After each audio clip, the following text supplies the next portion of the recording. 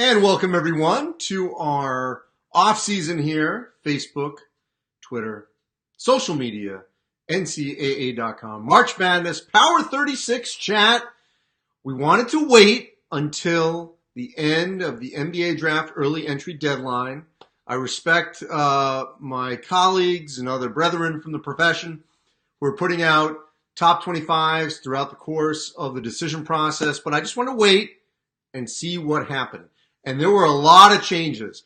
I was doing this on Wednesday night, Thursday morning, tweaking, moving teams around as decisions were coming in throughout the course of the last 24 hours. It certainly was an interesting time here as a lot of players are making, their last-minute decisions. Mamadi Diakite from Virginia obviously was an 11th hour decision. Kind of interesting that he made the bucket at the buzzer to tie Purdue to put that into overtime. He makes a decision in the 11th hour, literally in the 11th hour, in 11 p.m. hour on Wednesday night, deciding to come back to Virginia. Major factor for the Cavaliers as I put them at number 6. Myles Powell. I was at the Big East 40th anniversary, 1979 to 2019. Celebration in Providence on Wednesday night, standing right there by Pat Lyons, the Seton Hall athletic director, as they're finding out that Myles Powell is coming back to Seton Hall. As soon as that happened, I was putting them in the top 10.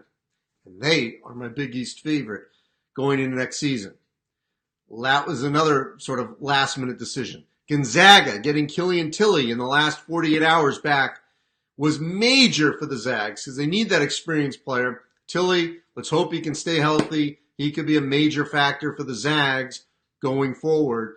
He just needs a healthy season because he certainly can do a lot for Gonzaga as a stretch player, can protect the rim, really can be a great example for their younger guys coming in because they got a lot of talent coming in. In the last week, Caleb Wesson from Ohio State returning. That's why I have the Buckeyes at number 18.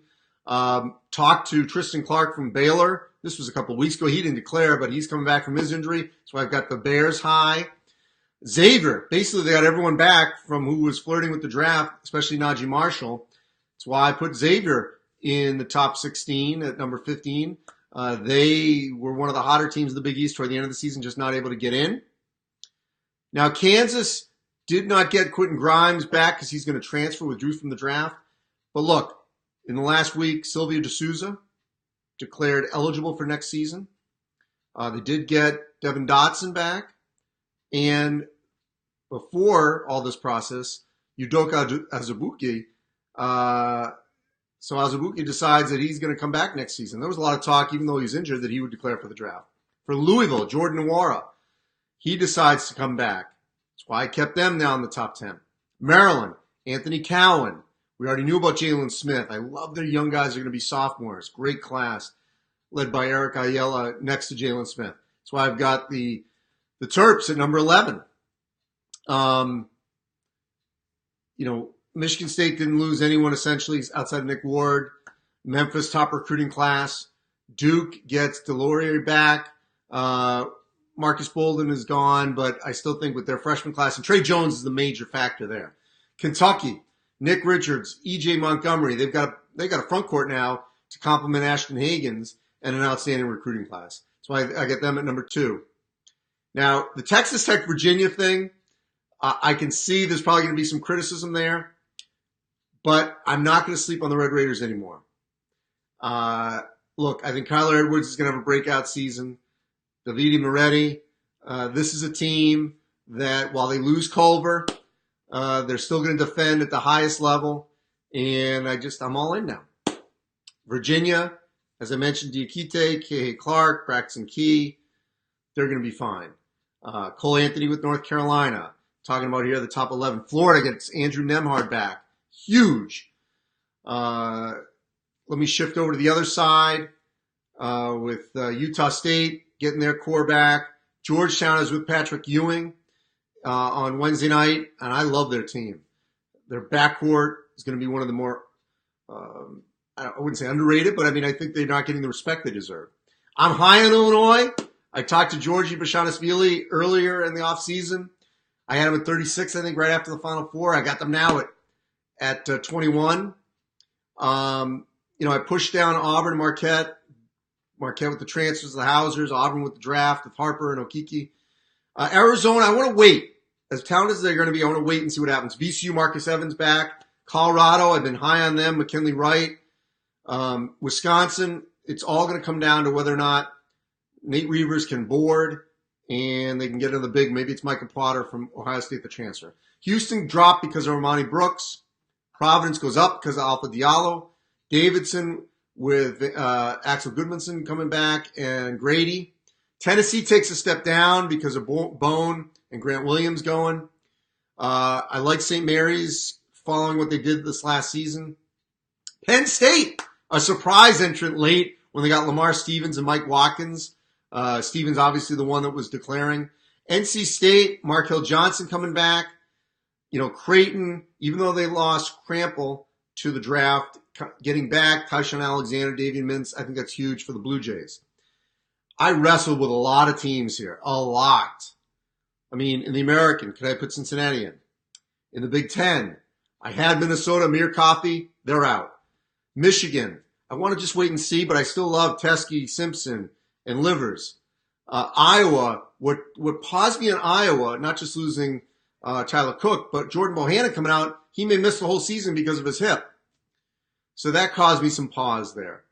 In the SEC, LSU, yeah, they got, Big Ten recruit in Watford, and they've got Smart coming back.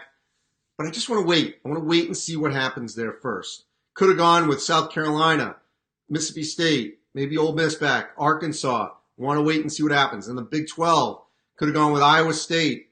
Still could have danced with Kansas State, TCU, maybe Texas, maybe Oklahoma. So those were some schools that I still was wrestling with. In the ACC, I hemmed and hawed on Florida State. They just lost so much, but I believe in Florida State. I know that they will be there at some point in the end. Could have gone with Clemson. We'll see where Notre Dame and Syracuse are. Maybe Georgia Tech. Outside of that grouping, I still could have danced with BYU. Maybe even Pepperdine. Watch out for the Waves. And in the America East, Vermont, because they got Anthony Lamb back. So there is a lot to dive into here. Let me see if I can look at some of these questions here. Nick Musial, LSU will be top 15, and they may. But I want to wait and see what happens based on all that. Notre Dame, Travis says, is coming back strong with Gibbs coming back.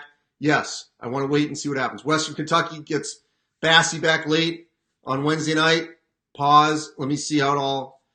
Chris Roberts says, how can I overlook Cincinnati with Jerron Cumberland coming back? I think it'd be a little disrespectful to Mick Cronin. I value Mick Cronin that much. Nothing against John Brennan. I just want to see what happens. Okay? So I paused on that. Matthew Underwood on the return of Andrew Nemhard to Florida. Yeah, that's why they're 12. With Johnson back as well, Kenyate, they're going to have, I think, an outstanding team. Outstanding in the SEC. Okay, so Dylan Major says, how can I have Louisville number 10 when they got Noir and Stephen Enoch back? Fair, but you want them at number 5, and that's fine. They're going to be somewhere in that range, and maybe by the time we get to the season, I'll move them up. So they're a top 10 team right now. Where they are, we'll wait and see. But that's a fair criticism. Max, Utah State or Nevada? I got Utah State. I'm going Utah State. Sean Murphy, 7 Big East teams. What are you seeing? What I see here is a return to what we saw 2 seasons ago. This is also relative to the rest of the country. I see a little bit of a down year in the Big 12, okay, in terms of bids. I want to wait and see on the SEC. So those are the 2 leagues. In the American, Wichita State could be in this group. We'll wait and see on UConn. But, bids are going to be coming from different places here. And I just feel like it's going to shift back to the Big East based on what they are returning. Very young league last year. A lot of returning players this year. And they did well in terms of the draft of who came back. So that's why. Let's see here. Where's West Virginia? Clayton says, not here right now. Not high on them right now. Travis says Michigan should be a top 36 team. And I think ultimately they will. But I got to wait and see how Juwan Howard does. I think that's a fair thing. And they lost a lot with Iggy and Matthews and Jordan Poole. Those are 3 big losses. So, Travis O'Brien laughing in Illinois at 21. You keep chuckling. Okay? No one in the Big Ten is laughing about Illinois. Nobody. Ayu Desunu, Georgie Bashanis-Vili, Trent Frazier, okay, Andre Feliz. This team has the goods to definitely be an NCAA tournament team and an upper tier Big Ten team. Ron wants to know what I think about Juwan Howard. Well, I said this before. I think the timing was right for this hire. He's the only one in the Fab Five that could get this job. I mean, he's the only one coaching right now at that level, but he did it right. I talked to Patrick Ewing Wednesday night about this. Apprentice in the NBA, played 19 years in the NBA, and he said at his news conference on Thursday, there's a learning curve, certainly in recruiting, but if he hires the right staff, continues to recruit at a level that Michigan is used to, which is not, let's slow down on the McDonald's All-Americans and the one and done, okay? Michigan was fine. If he can mimic what John Beilein was doing in recruiting, they're going to be great, okay? You don't have to get the one and dones, which, by the way, that rule is going to change. There'll still be one and dones, like the Trae Youngs, who weren't going to come out and then end up having great years. But I have faith in Howard. I think ultimately getting this team to the tournament next season, and then we'll see, because then there's going to be a shuffling of talent. Brad says, what if Kentucky gets Blackshear? I still keep them at 2. Michigan State just has so much experience, and Cassius Winston is going to enter the season as arguably the preseason, I think, National Player of the Year because of his experience. It's going to be very much, I think back to like Jameer Nelson when he came back. I'm not saying Winston's going to be a Jameer Nelson NBA player, because he's not. But when Jameer came back, he was a preseason kind of player of the year candidate. And I think I see Cassius Winston doing the same kind of thing. Let's see. Mississippi State. Question about Mississippi State. Yes, I hemmed and hawed on them. How far would I have dropped Gonzaga if Tilly had stayed in the draft? Probably in the 20s. They were still going to be in my Power 36. But yeah, I pushed them up because of that. Let's keep going here. Love that we have a lot of questions here on a late May day. Oh, no. Do I see a big drop off in the Big Ten? Says someone, and the name popped up. Let's pause there. All right, we got Michigan State. We have Maryland. We have Purdue. We have Ohio State. We have Illinois. We have Wisconsin. We have Penn State. That's 7. How's that a drop-off? And my don't know yet teams are Michigan, Minnesota, Iowa. So that's 10 teams right there where I could say at least 10 at some point next season will feel like they have a chance for a bid. It's a pretty good percentage if you have 10 out of 14. The transfer in Rutgers really hurts them. Northwestern, I think, is going to be in a bit of a rebuilding mode. Nebraska, they lost Isaiah Roby. I think Fred Hoiberg would tell you there'll be a bit of a rebuilding mode. And who am I forgetting? Indiana. Indiana's the other one. They lost a lot. So I want to wait and see on Indiana as well. So 10 out of the 14 were in my consideration. I'm not going to put 10 in the 36, but that's a pretty good high percentage. Best team on the West Coast, asks Max. Well, I'm going to stick right now still with the Zags. I think Gonzaga, then Utah State, How about that? Gonzaga, Utah State. Last year was Gonzaga, Nevada. And then you can go with Washington, Arizona, Colorado.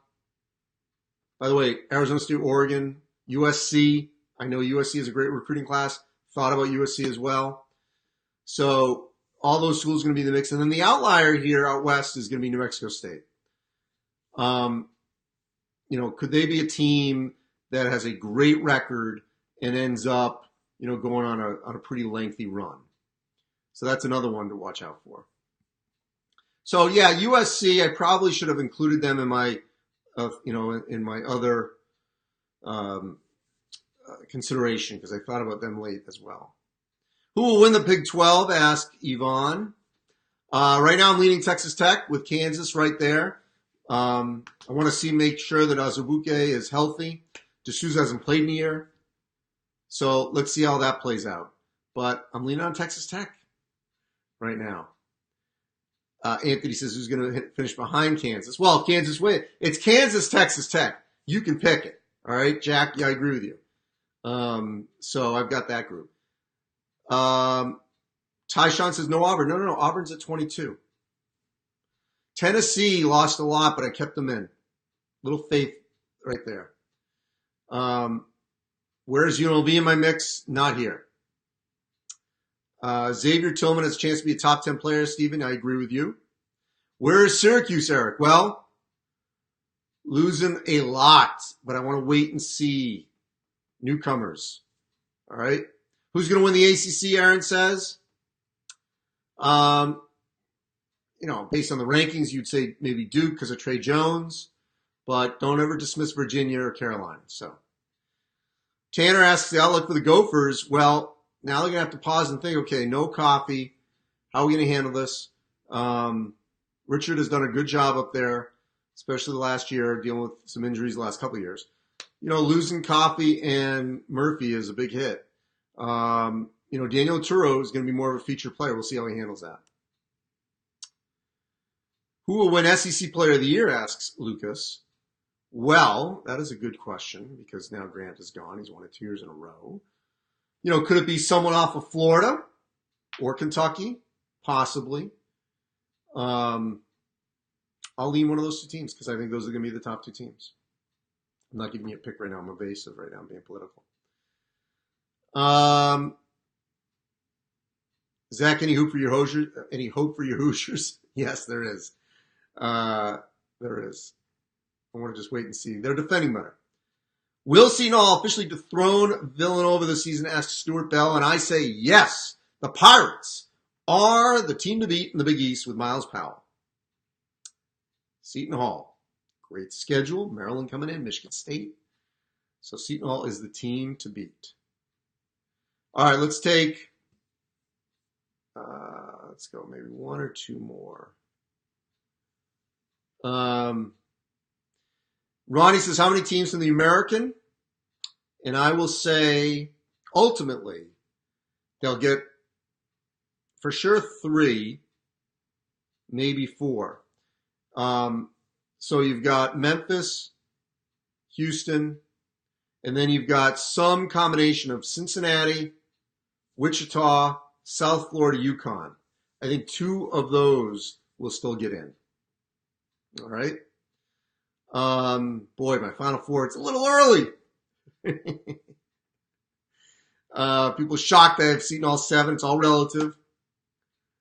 What else we got here?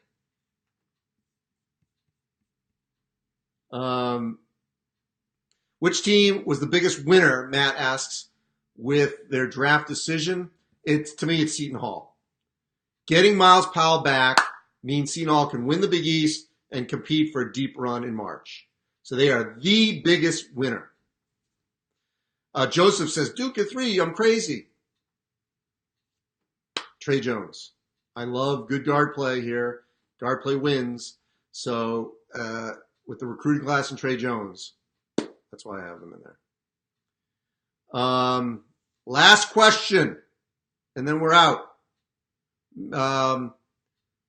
Mary, can Corey Kispert be a breakout player? Yes, he can for the Zags. It needs to be. All right. Check out all our coverage on March Madness on Twitter, Facebook, ncaa.com. We're going to have interviews over the next couple of weeks with various players that have come back, coaches. Got the podcast, obviously, on a weekly basis, March Madness 365. So as always, we love you coming to our site, to our social media handle, and we're going to keep this going throughout the course of the summer. This is your location. This is your destination for all things college hoops. Appreciate it. Thank you, everyone.